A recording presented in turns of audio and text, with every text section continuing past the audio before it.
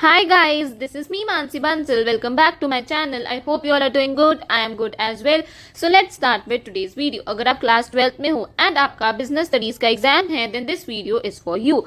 तो business studies ना एक थ्योरी सब्जेक्ट है. इसमें आप अपने आंसर्स कैसे लिखते हो वो बहुत ज्यादा मैटर करता है. वो आपके एग्जामिनर पे बहुत ज्यादा प्रभाव डालने वाला है. तो आज मैं डिस्कस करूंगी कुछ ऐसी प्रेजेंटेशन टिप्स जिसको यूज करके आप अपने एग्जाम को और ज्यादा एनहेंस कर सकते हो और आपको ज्यादा मार्क्स मिलने के चांसेस बढ़ जाएंगे. ठीक है, तो ये जो टिप्स हैं ये बहुत ज्यादा इंपॉर्टेंट है आपके लिए. ऑलरेडी मैं 2 वीडियोस डाल चुकी हूँ कि कैसे आपने बिजनेस स्टडीज के एग्जाम को स्टडी करना है, कैसे लर्न करना है, ठीक है, एंड कैसे आपने इसको 10 डेज में प्रिपेयर करना है. तो अब हमने प्रिपेयर कर लिया. प्रिपेयर करने के बाद हमने उसको लिखना भी तो है. तो हमने लिखना कैसे है मैं आज आपको वो बताऊंगी. हैंड राइटिंग उतनी मैटर नहीं करती जितनी प्रेजेंटेशन मैटर करती है. प्रेजेंटेशन पे ध्यान देना है. थ्योरी सब्जेक्ट में it is very very important. ठीक है, सो लेट्स स्टार्ट.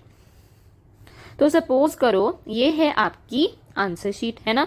तो अभी सबसे पहली चीज आपने क्या करना है, आंसर स्टार्ट करना है. तो अब आप ऊपर लिखोगे आंसर 1, आंसर 2. तो कभी भी आपने यहाँ पे ऐसे साइड पे नहीं लिखना कि दिस इज योर आंसर 1. ठीक है, इससे वो हाईलाइट नहीं होता कि आपका आंसर यहाँ पे शुरू हो रहा है. So this is completely wrong. ठीक है, इससे कई बार क्या होता है कुछ आंसर्स मिस होने के भी चांसेस रहते हैं. ठीक है, तो आपने ऑलवेज पेज के सेंटर में लिखना है कि यहाँ से आपका आंसर 1 शुरू है. वो भी कैपिटल लेटर्स में. कैसे लिखेंगे, ANS ऐसे पूरा कैपिटल में लिखोगे. उसको हाईलाइट करोगे कि यहाँ से मेरा आंसर 1 शुरू है. मेरी हैंड राइटिंग पे मत जाना, मैं फोन पे लिख रही हूँ इसीलिए ऐसी हैंड राइटिंग आ रही है.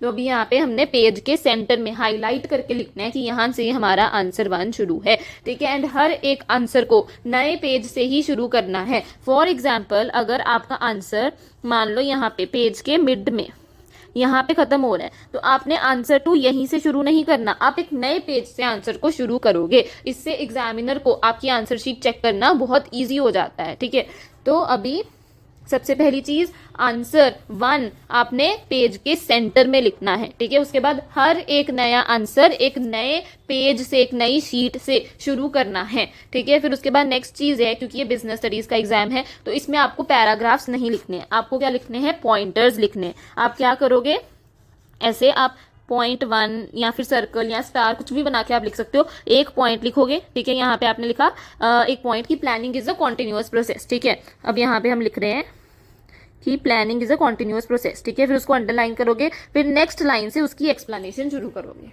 ठीक है, इससे क्या है, मतलब आपका पेपर ना बहुत कंजस्टेड नहीं लगता. ठीक है, आपके जो कीवर्ड्स हैं वो क्लियरली दिख पाते हैं. ठीक है, तो आपने पेपर में पैराग्राफ्स का यूज नहीं करना, पॉइंटर्स का यूज करना है. फिर हर एक पॉइंट लिखने के बाद एक लाइन छोड़ के फिर उसकी एक्सप्लेनेशन को शुरू करो. ठीक है, फिर उसके बाद जितने भी कीवर्ड्स हैं उनको हाईलाइट करना है, अंडरलाइन करना है. ठीक है, हाईलाइटर से हाईलाइट नहीं करना है, पेंसिल से अंडरलाइन करके आना है. ठीक है, सबसे पहले सारा पेपर लिख लेना. फिर उसके बाद लास्ट के 5-10 मिनट्स में आपने क्या करना है, जो भी आपके इंपॉर्टेंट कीवर्ड्स है उनको अंडरलाइन करना है ताकि एग्जामिनर को पूरा सेंटेंस पढ़ने की जरूरत ही ना पड़े. वो कीवर्ड्स देखे और हमें मार्क्स दे दे.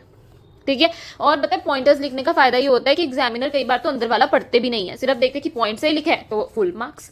ठीक है, तो पॉइंटर्स में लिखना है, पैराग्राफ्स में नहीं लिखना. और कीवर्ड्स ठीक है उनको हाईलाइट करके आना. अब ना नेक्स्ट फ्लो चार्ट्स बनाने का ना बहुत ज़्यादा अच्छा इफेक्ट पड़ता है एग्जामिनर पे. तो आप फ्लो चार्ट्स बनाओ, डायग्राम्स बनाओ. ठीक है, अब जैसे अब इसमें तो आप ऑलमोस्ट आंसर्स पॉइंटर्स में लिखने वाले हो. ठीक है, तो अभी जैसे मान लो आप प्लानिंग के फीचर्स लिख रहे हो. ठीक है, तो उसके बाद उसका एक फ्लो चार्ट बनाओ. कैसे, जैसे आप बीच में लिख सकते हो कि फीचर्स ऑफ प्लानिंग, ऐसे फीचर्स ऑफ प्लानिंग लिखा. फिर आसपास ऐसे 4 डंडियां निकाल के एक फीचर यहाँ पे, एक फीचर यहाँ पे, एक फीचर यहाँ पे, एक फीचर यहाँ पे, ये आपका फ्लो चार्ट हो गया. यहाँ फिर ऊपर फीचर्स ऑफ प्लानिंग लिख के ऐसा ऐसा ऐसा करके भी फ्लो चार्ट, मतलब different types of flow chart बना सकते हो. इससे क्या है ना, एग्जामिनर पे एक अच्छा इंपैक्ट पड़ता है. ठीक है, आपने पेपर को ना बहुत कंजस्टेड नहीं बनाना है. ठीक है, ऐसा लिखना है कि एग्जामिनर पढ़ के समझ सके. ठीक है, हैंड राइटिंग एक अलग चीज है. ठीक है, बट आप कैसे पेपर को प्रेजेंट करते हो ना वो बहुत ज्यादा मैटर करता है. सबसे इंपॉर्टेंट यही है कि नए पेज से नया आंसर. ठीक है, उसके बाद पॉइंटर्स में आंसर लिखो, पैराग्राफ्स में मत लिखो. कीवर्ड्स को हाईलाइट करके आओ. और उसके बाद आपने क्या करना है, आपने डायग्राम्स बनानी है, फ्लो चार्ट्स बनाने हैं. ठीक है, तो जब मेरा एग्जाम था बिजनेस स्टडीज का तो उसमें तो मैंने ना डिफरेंट तरह की डायग्राम्स भी बनाई थी. जैसे 2 लोगों के बीच में 2, मतलब एक बॉस है. ठीक है, ऐसा ऐसा करके मैंने एक बॉस बनाया था, फिर एक सबॉर्डिनेट बनाया था. दोनों के बीच में किसी चीज के रिलेटेड डिस्कशन हो रही है, डायरेक्टिंग हो रही है. ठीक है, या फिर दोनों मिलकर प्लानिंग कर रहे हैं. ठीक है, तो ऐसा ऐसा करके मैंने डायग्राम्स भी बनाई थी. अगर आप ऐसे डायग्राम्स भी बनाते हो ना तो इसका भी बहुत अच्छा इफेक्ट पड़ता है एग्जामिनर पे. ठीक है। एग्जामिनर को बस देखते ही समझ आ जाना चाहिए कि आप क्या कहना चाह रहे हो। ठीक है, हमारे लिए एग्जामिनर क्या है, हमारा स्टूडेंट, हम उसके टीचर हैं, हमें उसको सब चीजें एक्सप्लेन करनी है, जैसे हमें हमारे टीचर्स एक्सप्लेन करते हैं ना, सिमिलरली हमने उसको ऐसे एक्सप्लेन करना है कि उसको कुछ नहीं आता और हमें सब आता है। तो हमें जो भी क्वेश्चन है उसके रिलेटेड जो भी हमें इन्फॉर्मेशन पता है, हमें उसे ऐसे प्रेजेंट करना है कि एग्जामिनर देखे और उसको सब समझ आ जाए। ठीक है, तो चाहे आप डायग्राम्स बनाओ, फ्लो चार्ट्स बनाओ, ऐसे लिखो कि एग्जामिनर को लगे कि यही आंसर होना चाहिए इस क्वेश्चन का। तो समझ रहे हो, बस आपको मतलब कॉन्फिडेंस से पेपर लिखना है, घबराना नहीं है, कुछ भी खाली नहीं छोड़ना, हर क्वेश्चन का आंसर देके आना है, चाहे आता हो ना आता हो, लिख के सब आना है हमने। ठीक है, पूरा का पूरा पेपर हमने अटेम्प्ट करके आना है। ठीक है, so that is it for this video. I hope you understood that how you will present your business studies exam. Thank you so much for watching. Please like, share and subscribe and ask your doubts in the comment section. Thank you.